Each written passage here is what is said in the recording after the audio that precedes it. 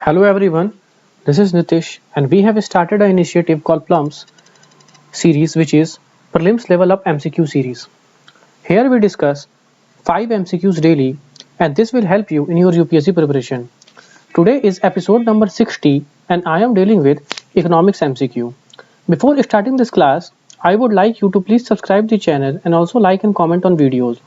These contents are free of cost, so for test series and foundation video, you can contact to Vysh sir on WhatsApp 7200 681 675. So let's begin. Today's MCQ number 1 is with reference to difference between monopolistic market and perfectly competitive market, consider the following statement, which means that here you have to identify the correct difference between the monopolistic market and perfect competitive market. So the statement number 1 is in a monopolistic market, the firm dictates the supply, whereas in perfectly competitive market, demand determines the supply of goods and services. Statement number 2. In a perfectly competitive market, firm sells perfectly substitutable goods and services, whereas in monopolistic market there is no perfect substitute. Statement number 3. The barriers to entry into a perfect competitive market are higher than monopolistic market. So you have to identify the correct statement. So the options are 1 and 2 only, 2 and 3 only, 1 only, and 1, 2 and 3. So I will give you 10 seconds. Try to answer the question and write it in the comment section. Then after I will discuss the solution.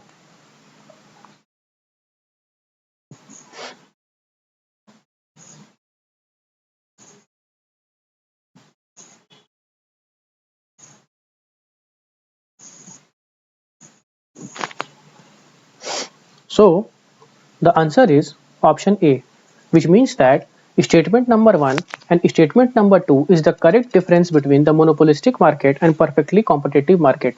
Now let's look at the solution. Statement number 1 is correct, as I said you. So in a monopolistic market, there is only one firm that has total cover over the market. It dictates that supply levels and price of goods and services. In contrast, a perfectly competitive market is composed of many firms and no single firm controls the market. Therefore, the prices are not dictated by any firm. The prices are market driven, that means they are determined by the market, which means the demand and supply. So what I am telling right you, I try to put it in my content so that you can able to make a perfect notes. Now look at the statement number 1, which I already explained in the solution part. Now statement number 2 is also correct because in a perfect competitive market, each firm sells a homogeneous product, or we can say that a perfect substitute, whereas in monopolistic competition, each firm will have a slightly different products from each other, which means that heterogeneous product. One product is different from the other product. So that is the basic difference between the perfect competitive market and a monopolistic market.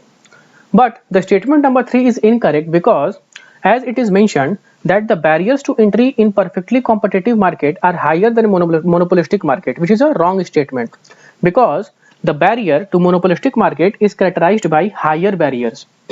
That's why we can say that the statement number 3 is incorrect. Now move on to MCQ number 2. Consider the following statement with reference to commodity X, which has a high price elasticity of demand. So those who know the concept of price elasticity of demand, they can able to answer this question, and those who don't know this, so they can look at the solution, which I will discuss later on. Statement number 1 is availability of its substitute is high, proportion of income spent on X is less, X can put to a number of other users, time period available to substitute X is long. Which of the statement given above are the factors for high price elasticity of demand of a commodity X? 1 and 2 and 3 only, 1, 2, 4 only, 2, 3 and 4 only, and 1, 3 and 4 only. So I will give you 10 seconds, try to answer this question.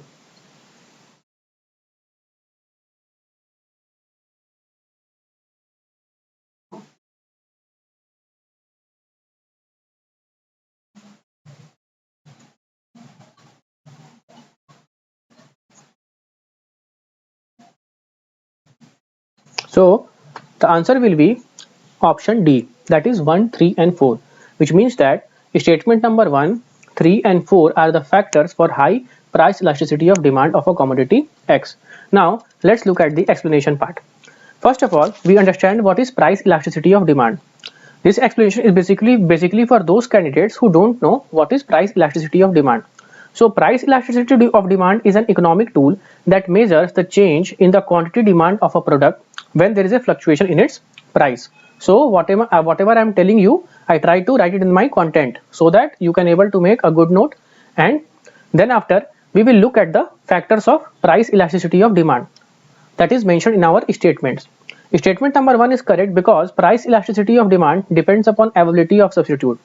If for a commodity close substitutes are available, its demands tends to be elastic. It means if the price of a commodity shoots up, the people will shift to its close substitute, and as a result, the demand for that commodity will decline. That's why the statement number 1 is correct. That is, the availability of its substitute is high. Now, statement number 2 is incorrect because how much a consumer spends on a particular commodity as a proportion of his income also influences the elasticity of demand for it. The greater the proportion of income is spent on a commodity, the greater will be generally its elasticity of demand, and vice versa. So the statement number 2 is incorrect, as it is mentioned that the proportion of income spent on X is less.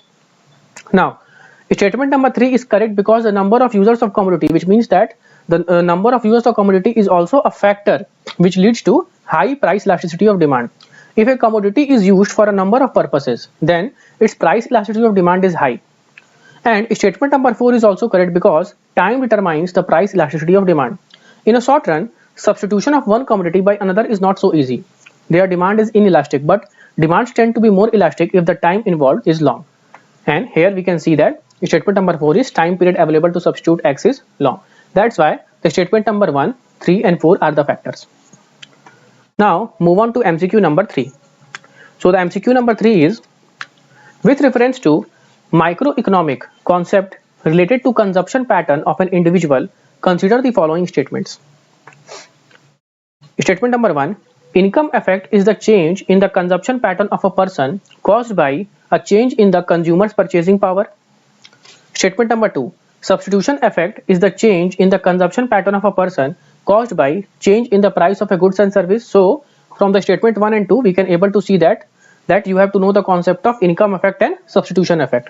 So those who know this concept, they can able to answer this question, and those who don't know, I will explain in the solution part. So you have to identify the correct statement, and the options are 1 only, 2 only, both 1 and 2, and neither 1 nor 2. So I will give you 10 seconds, try to answer this question.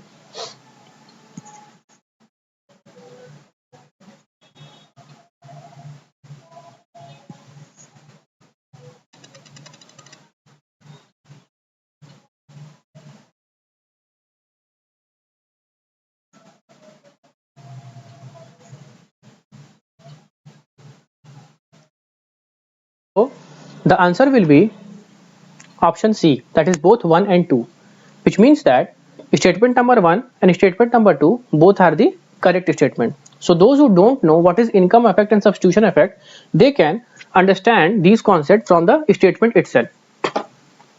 Now look at the solution, that the statement number 1 is correct because the income effect is the change in the consumption of goods based on income, which means that the consumption of good change on the basis of income, that is the purchasing power. It refers to a situation when consumer will generally spend more if they experiences an increase in income, and they may reduce spending if the income falls, which means that the consumption is directly proportional to income. If income will increase, then consumption will automatically increase, and if the income will reduce or decline, then the consumption will also decline. Now statement number 2 is also correct, that is the substitution effect.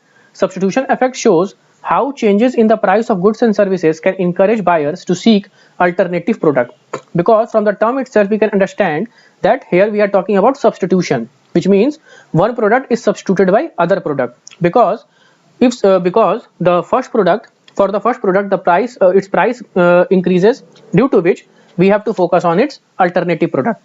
It refers to the change in the consumption pattern in favor of more affordable alternative, like even a small reduction in the price of an expensive product may prompt a consumer to buy it. That's why the statement number 1 and statement number 2 is correct. Now we will look at the MCQ number 4. With reference to the price ceiling effect on the market equilibrium, consider the following statement. Statement number 1, it may stimulate demand and encourage spending. It may result in production of poor quality of products. It may induce producers to levy extra charges on other goods in order to compensate for price control. Now you have to identify the correct statement. Option number A, 1 and 2 only, 2 and 3 only, 1 and 3 only, and 1, 2 and 3. I will give you 10 seconds. Try to answer this question.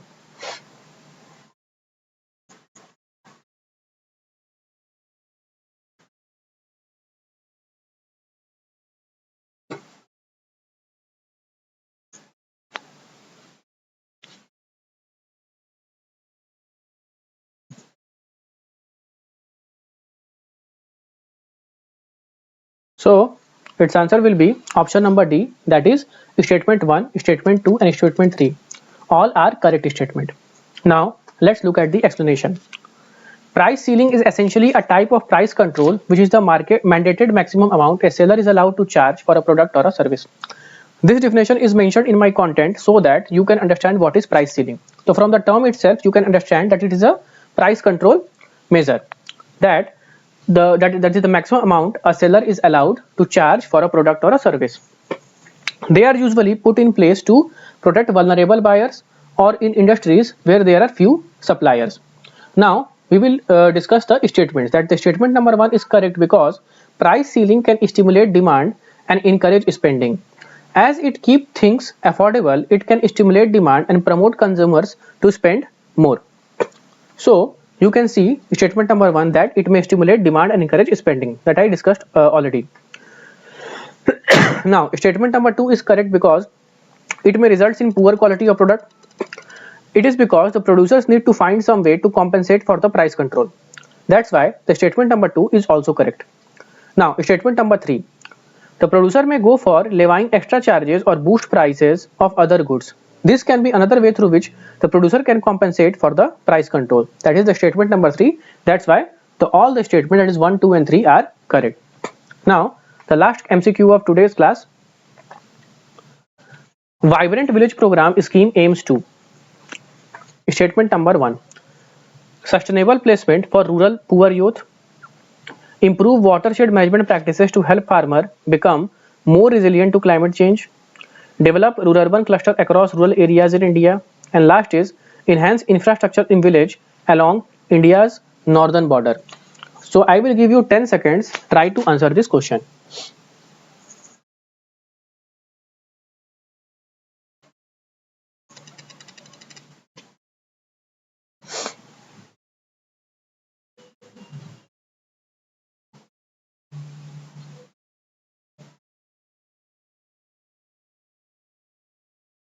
So its answer will be option number D, that is Vibrant Village Program scheme aims to enhance infrastructure in village along India's northern border. Now let's look at the explanation. Vibrant Village Program scheme. This scheme was announced in the Union Budget financial year 2022 and 23. Its aim is to enhance infrastructure in villages along India's border with China in the states like Himachal Pradesh, Uttarakhand and Arunachal Pradesh. Now we will also look at the activities which are included in the Vibrant Villages Program scheme, that is building infrastructure such as housing, tourist center, road connectivity, providing decentralized renewable energy, direct to home access for Doordarshan and educational channels, and support for livelihood generation. So this is the overview of this scheme. So today's MCQ is completed. Now subscribe this channel and stay tuned.